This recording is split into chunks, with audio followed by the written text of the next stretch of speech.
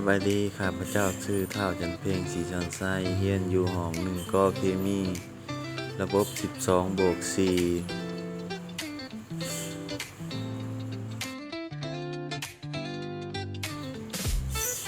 มื้อนี้สิมาอธิบายวิชาศึกษาศาสตร์สอนโดยอาจารย์บุญเรียนเทพพรไส้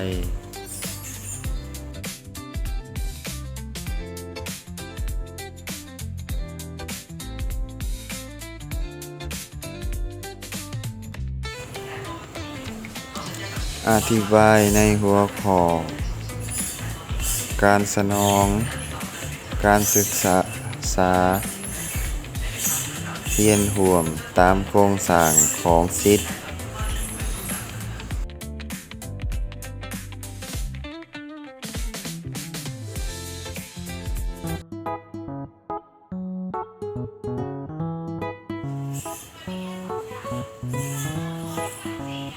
ข้อ1ความหมายและโครงสร้างของศิษย์ข้อ 1.1 ความหมายของศิษย์แม่นการจัดการเรียนร่วมเพื่อตอบสนองความต้องการของนักเรียนทั่วไปและนักเรียนที่มีความต้องการพิเศษและการพัฒนาทักษะการดำเนินชีวิต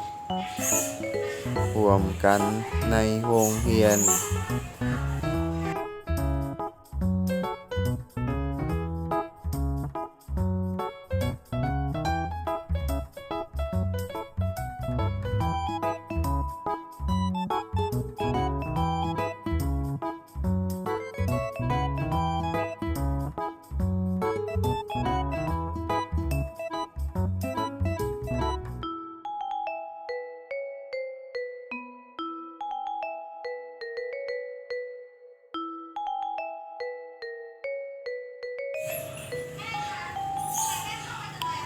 1.2 โครงสร้างของศิษย์มีดังนี้ข้อ 1 นักเรียนที่มีความพิการข้อ 2 สภาพแวดล้อมข้อ 3 กิจกรรมการเรียนการสอนข้อ 4 เครื่องมือตามกฎกระทรวงเทคโนโลยีอำนวยความสะดวก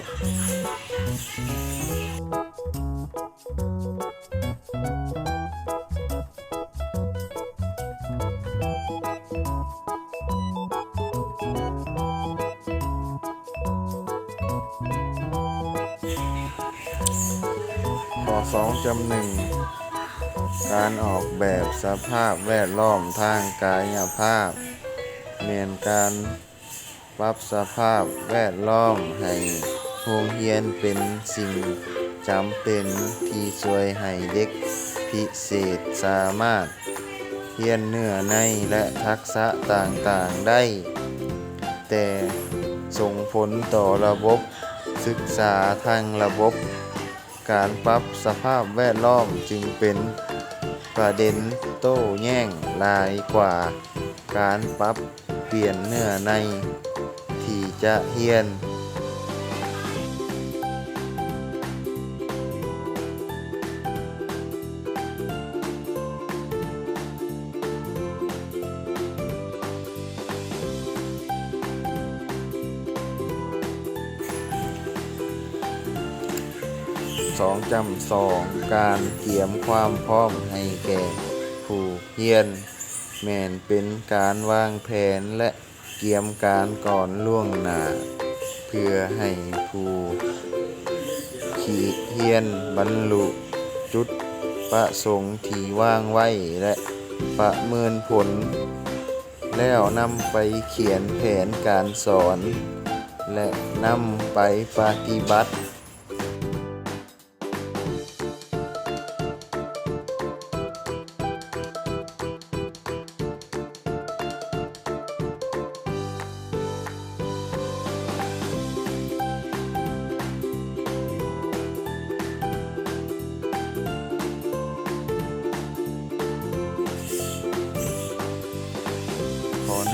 ประโยชน์ของการเตรียมพร้อมขีดหน้าหนึ่งเพื่อปรับปรุงการเรียนการสอนขีดหน้าสองซอยให้ผู้สอนมีการเตรียมการและมีความรอบคอบ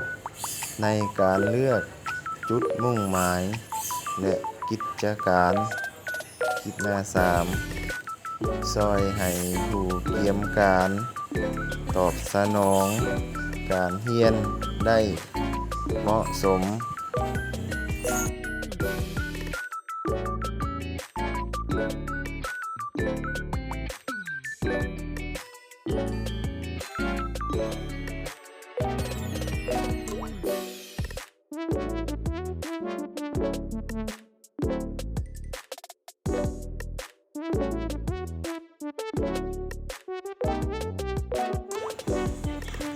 ขีดหน้าสี่ช่วยให้ประสบการณ์เรียนรู้มีความต่อเนื่องขีดหน้าห้าช่วยให้ผู้สอนสามารถเลือกสื่อกิจกรรมการสอนวิธีการประเมินผลที่เหมาะสม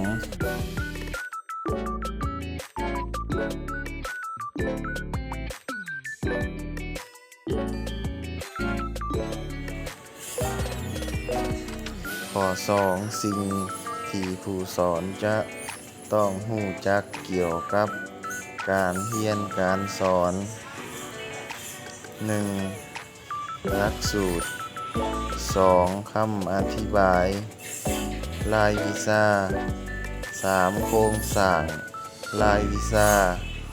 4. แผนการสอน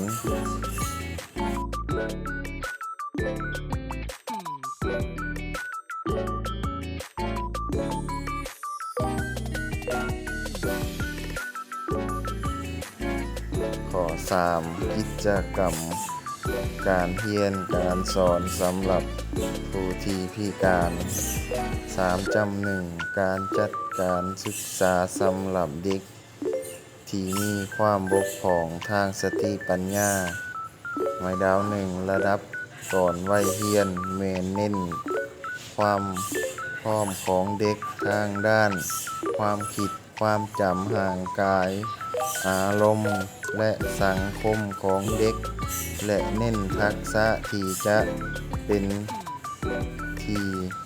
ช่วยให้เด็ก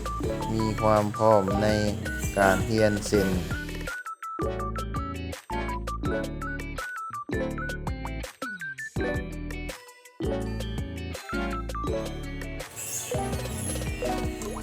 หมายดาว2ระดับประถมศึกษาเน้นการอ่านคณิตศาสตร์ภาษาส่วนวิชาทางศาสตร์และสังคมศึกษานั้นมีความสำคัญรองลงมาหมายดาว3ระดับมัธยมศึกษาเน้นความต้องการและความสามารถเด็กเป็นอันสำคัญหากมีความสามารถในการเรียนเด็กควรได้รับการส่งเสริมให้เรียนวิชาที่เหมาะสมหากเด็กบ่มีความพร้อมควรให้เด็กเรียนในด้านอาชีพและฝึกทักษะที่จำเป็นในการดำรงชีวิตมาฮอดนี้การอธิบายก็ได้สิ้นสุดลงแล้วขอขอบใจ